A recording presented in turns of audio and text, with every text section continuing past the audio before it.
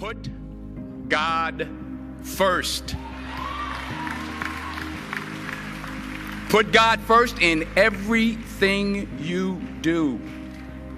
Everything that you think you see in me, everything that I've accomplished, everything that you think I have, and I have a few things, everything that I have is by the grace of God. Understand that. It's a gift. 40 years ago, March 27th, 1975, it was 40 years ago, just this past March, I was flunking out of college. I had a 1.7 grade point average. I hope none of you can relate. I had a 1.7 grade point average. I was sitting in my mother's beauty shop. They still call it beauty shops now? What they call it now? Yeah, I was sitting in the beauty parlor. I was sitting in my mother's beauty parlor, and I'm looking in the mirror, and I see behind me this woman under the dryer. And every time she looked up, every time I looked up, she was looking at me, just looking me in the eye. And I didn't know who she was, and I said, she said, somebody give me a pen, give me a pencil. I have a prophecy. March 27, 1975, she said, boy, you are going to travel the world and speak to millions of people. Now, mind you, I was flunked out of college. I'm thinking about joining the army. I didn't know what I was going to do, and she's telling me I'm going to travel the world and speak to millions of people. Well, I have traveled the world, and I have spoke to millions of people.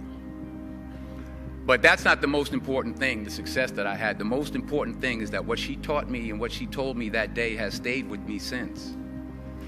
I've been protected. I've been directed. I've been corrected. I've kept God in my life, and it's kept me humble. I didn't always stick with him, but he always stuck with me. So stick with him in everything you do. If you think you want to do what you think I've done, then do what I've done and stick with God. The most selfish thing you can do in this world is help someone else. Why is it selfish? Because the gratification, the goodness that comes to you, the good feeling that I get from helping others, nothing's better than that. Well, one or two things, but nothing's better than that. Not jewelry, not big house I have, not the cars, but it's the joy. That's where the joy is, in helping others. That's where the success is, in helping others. Finally,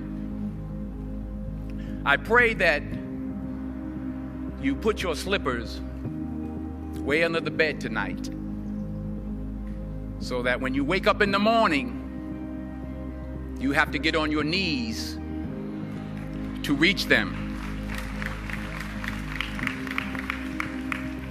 And while you're down there, say thank you for grace.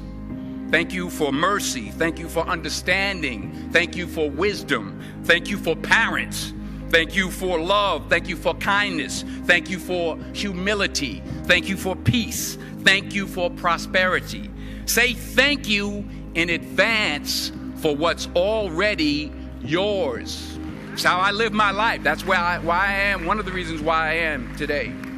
Say thank you in advance for what is already yours. True desire in the heart for anything good is God's proof to you, sent beforehand to indicate that it's yours already. I'll say it again. True desire in the heart, that itch that you have, whatever it is you want to do, that thing that you want to do to help others and to grow and to make money, that desire, that itch, that's God's proof to you, sent beforehand already to indicate that it's yours. And anything you want good, you can have. So claim it. Work hard to get it. When you get it, reach back. Pull someone else up. Each one, teach one. Don't just aspire to make a living. Aspire to make a difference. Fail big. That's right. Fail big. Today's the beginning of the rest of your life, and it can be very frightening. It's a new world out there. It's a mean world out there, and you only live once. So do what you feel passionate about. Take chances professionally. Don't be afraid to fail. There's an old IQ test, was 9 dots, and you had to draw 5 lines with a pencil within these 9 dots without lifting the pencil. The only way to do it was to go outside the box. So don't be afraid to go outside the box. Don't be afraid to think outside the box. Don't be afraid to fail big, to dream big. But remember, dreams without goals are just dreams, and they ultimately fuel disappointment. So have dreams, but have goals. Life goals, yearly goals, monthly goals, daily goals. I try to give myself a goal every day. Sometimes it's just to not curse somebody out. Simple goals, but have goals. And understand that to achieve these goals, you must apply discipline and consistency. In order to achieve your goals, you must apply discipline, which you have already done, and consistency every day, not just on Tuesday and miss a few days. You have to work at it every day. You have to plan every day. You've heard the saying, we don't plan to fail, we fail to plan. Hard work works. Working really hard is what successful people do. And in this text, tweet, twerk world that you've grown up in, remember, just because you're doing a lot more doesn't mean you're getting a lot more done. Remember that. Just because you're doing a lot more doesn't mean you're getting a lot more done. Don't confuse movement with progress. My mother told me, she said, yeah, because you can run in place all the time and never get anywhere. So continue to strive, continue to have goals, continue to progress. I found that nothing in life is worthwhile unless you take risks. Nothing. Nelson Mandela said, there is no passion to be found playing small and settling for a life that's less than the one you're capable of living. Now, I'm sure in your experiences in school and applying to college and picking your major and deciding what you want to do with life, I'm sure people have told you to make sure you have something to fall back on. Make sure you got something to fall back on, honey. But I never understood that concept, having something to fall back on. If I'm going to fall, I don't want to fall back on anything except my faith. I want to fall forward. I figure at least this way I'll see what I'm going to hit. Fall forward. This is what I mean. Reggie Jackson struck out 2,600 times in his career, the most in the history of baseball. But you don't hear about the strikeouts. People remember the home runs. Fall forward. Thomas Edison conducted 1,000 failed experiments. Did you know that? I didn't know that. Because the 1,001st was the light bulb. Fall forward. Every failed experiment is one step closer to success. You've got to take risks, and I'm sure you've probably heard that before, but I want to talk to you about why that's so important. First, you will fail at some point in your life. Accept it. You will lose. You will embarrass yourself. You will suck at something. There's no doubt about it. And I know that's probably not a traditional message for a graduation ceremony, but hey, I'm telling you, embrace it, because it's inevitable. And I should know. In the acting business, you fail all the time. Early on in my career, I auditioned for a part in a Broadway musical. Perfect role for me, I thought, except for the fact that I can't sing. So I'm in the wings, I'm about to go on stage, But the guy in front of me, he's singing like Pavarotti. He's just and he's just going on and on and on. And I'm just shrinking. I'm getting smaller and smaller. So they say, "Oh, thank you very much, and you'll be hearing from us." So I come out with my little sheet music, and it was Just My Imagination by The Temptations. That's what I came up with. So I hand it to the accompanist, and she looks at it, looks at me, and looks out at the director, and was like, "All right." So I start, I'm gonna sing. I'm like, "It's just my imagination once again, and they're coming away with me." And they're not saying anything, so I'm thinking I'm getting better. So I just start getting into it. Running. They say, "Oh, yeah, thank you very much, Mr. Washington, thank you." So I assumed I didn't get the job. But the next part of the audition, he called me back. The next part of the audition is the acting part of the audition. So I'm like, "Hey, okay, maybe I can't sing, but I know I can act." So they pair me with this guy, and again, I didn't know about musical theater. And musical theater is big, so they can reach everyone all the way in the back of the stadium. And I'm more from a realistic, naturalistic kind of acting where you actually talk to the person next to you. So I don't know what my line was. My line was, "Well, hand me the cup." And his line was, "Well, I will hand you the cup, my dear. The cup will be there to be handed to you." I said, "Oh, okay." "Well, should I give you the cup back?" "Oh, yes, you should give it back to me, because you know that is my cup and it should be given back to me." I didn't get the job. But here's the thing. I didn't quit. I didn't fall back.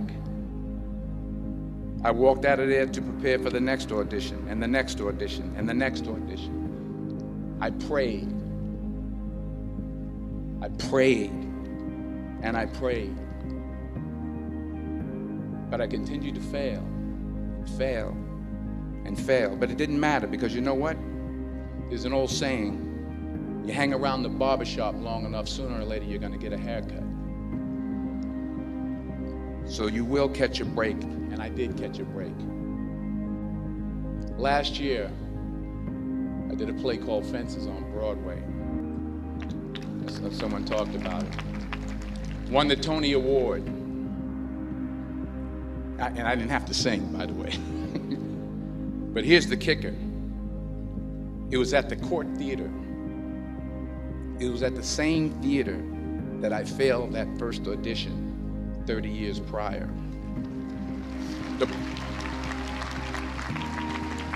The point is, and I'll pick up the pace, the point is, every graduate here today has the training and the talent to succeed. But do you have the guts to fail? Here's my second point about failure. If you don't fail, you're not even trying.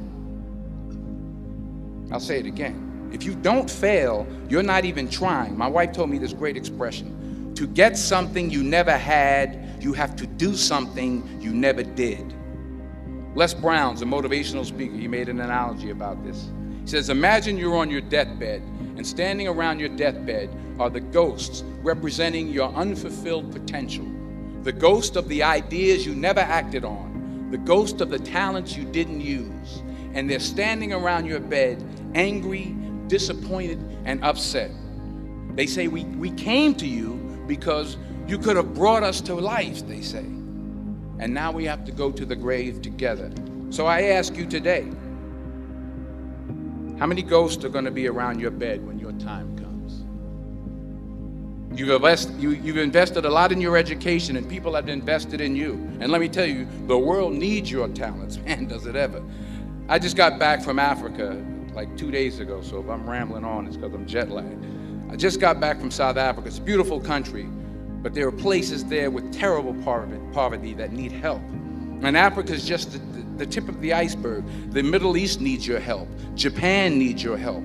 Alabama needs your help. Tennessee needs your help. Louisiana needs your help. Philadelphia needs your help. The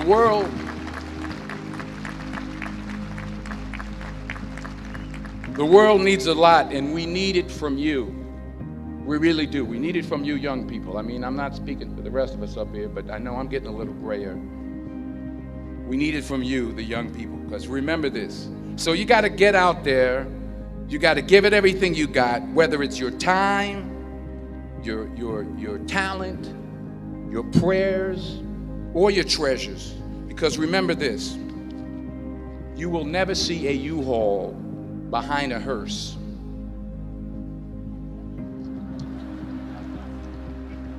I'll say it again. You will never see a U-Haul behind a hearse. You can't take it with you. The Egyptians tried it, and all they got was robbed. So the question is, what are you going to do with what you have? I'm not talking about how much you have.